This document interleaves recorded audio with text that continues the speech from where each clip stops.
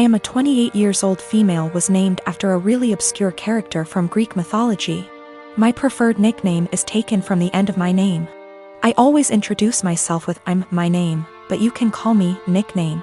None of my co-workers in the small business we work for have ever had a problem with this before, until Megan, the niece of Jeff, one of the two owners, was hired. Jeff and Dave co-own the business, but Dave does the actual day-to-day running of the business.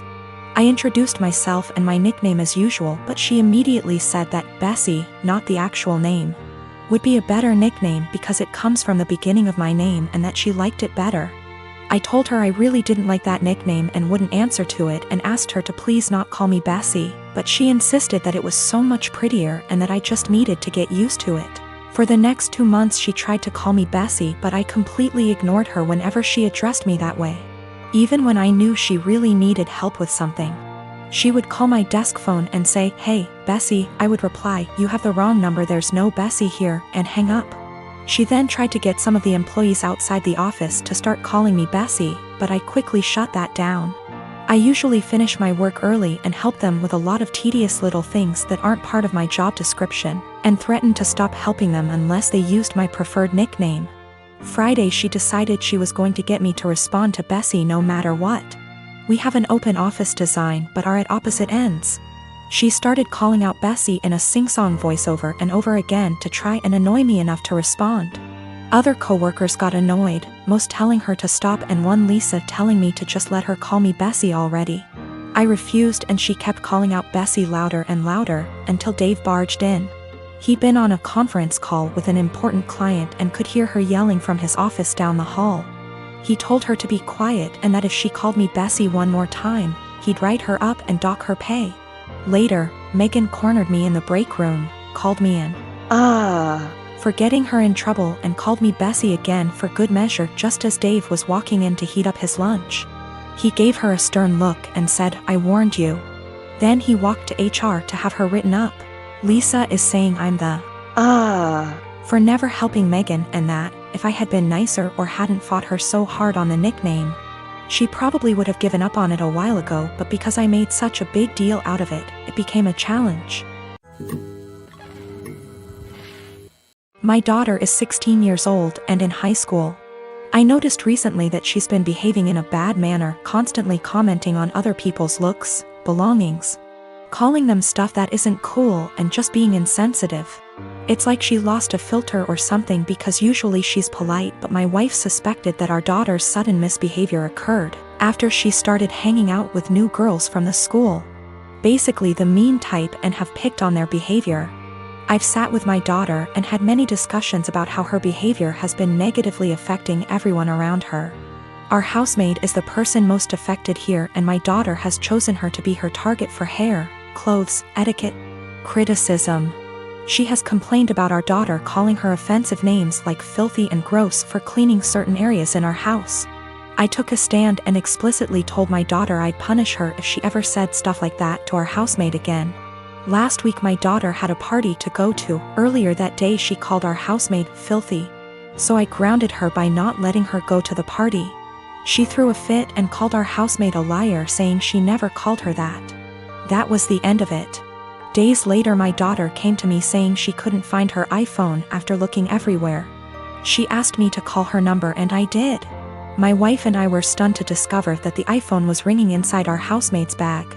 I had in confrontation with her immediately and she denied and cried, saying she never touched the phone nor had any idea how it got there. I noticed my daughter calling her thief repeatedly, so I told her to stop and go to her room.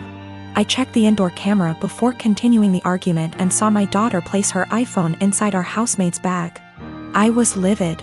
I apologized to the housemaid and gave her the rest of the day off. I then showed the video to my daughter and she was absolutely speechless.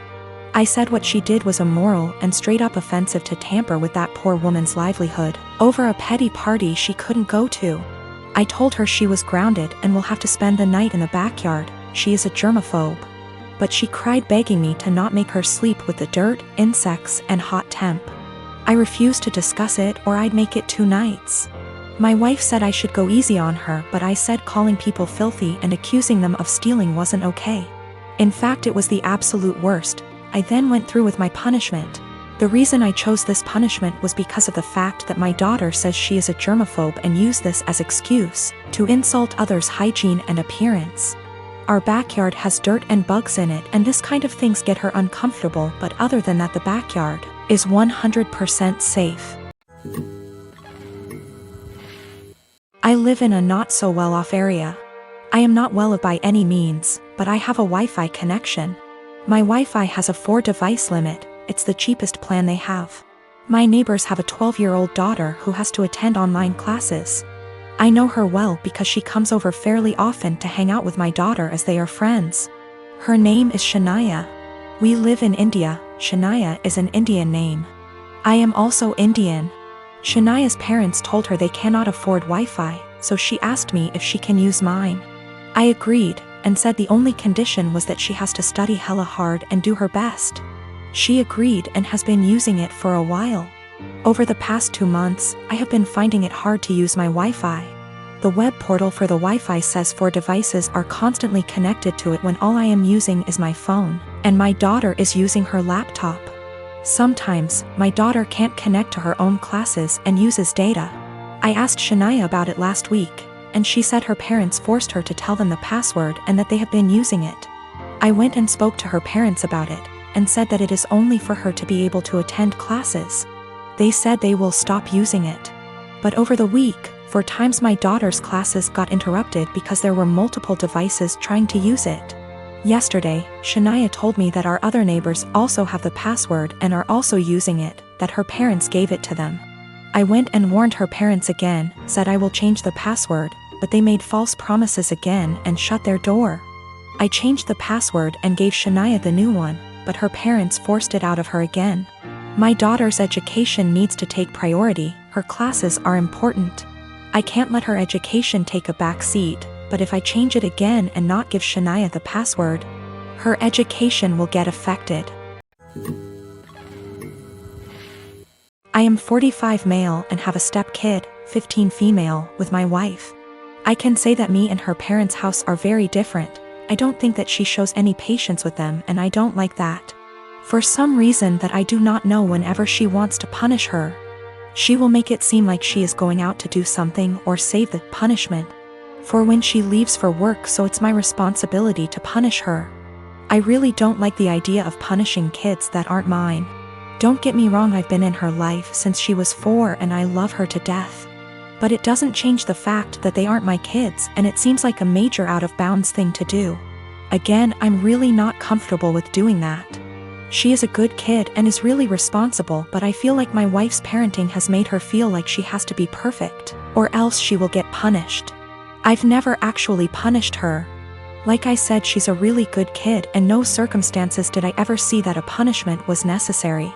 For some context, my wife's punishment is taking away all of her belongings, I mean everything, like she'll close all apps on her phone.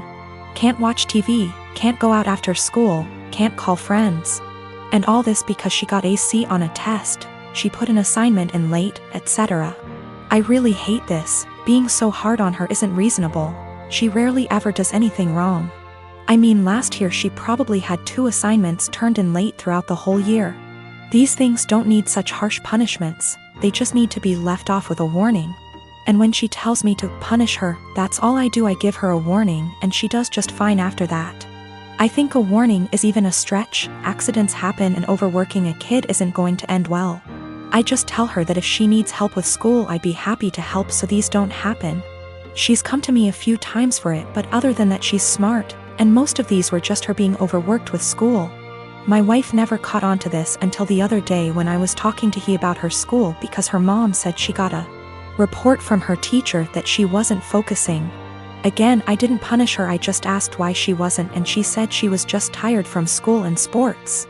I said that's fine, and if it's too much she doesn't have to go to sports this week because it's not like it mandatory. My wife overheard because she came back inside when she forgot something. She was mad at me, saying that it doesn't teach them a valuable lesson. I said it's been working just fine and she's too hard on her. She did the whole "I'm just a stepdad" said her way is torturing her kid. She's not focusing in class because she's trying to please everyone and get an A. So she'll stay up all night and overwork herself to do so, but then she's to blame when that didn't go right. She's not speaking to me now.